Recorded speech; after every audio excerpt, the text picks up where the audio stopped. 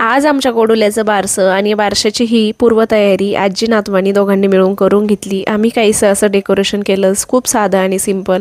आणि बारशाचा कार्यक्रम हा आमच्या घरच्या घरीच होता। ननंदबाईच्या सासूबाई आणि ह्या ननंदबाई आहेत, त्यांनी छान त्यांचं औक्षण वगैरे केलं आणि त्यांच्याकडच्या थोड्याशा पद्धती वेगळ्या आहेत, तर त्या पद्धतीने त्यांनी सगळं काही केलं। बारशाचा जो कार्यक्रम होता तो सगळा तिकडच्या पद्धतीने झाला।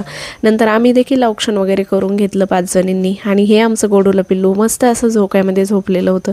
जोपर्यंत त्याला झोका देणं चालू होतं तोपर्यंत त्याने अशी शांत झोप घेतली आणि अजिबात कुठल्याही पद्धतीचा त्रास आमच्या पिल्लूने दिला नाही आणि खूप छान असं आमचं कार्यक्रम त्याने पार पडू दिला। तर अशा पद्धतीने आमचा बारशाचा कार्यक्रम झाला। मोठा व्हिडिओ लवकरच येईल। आणि हे गोडुलं तुम्ही बघू शकताय, उठायचं नावच घेत नव्हतं, फोटो वगैरे काढण्यासाठी देखील उठलेलं नव्हतं।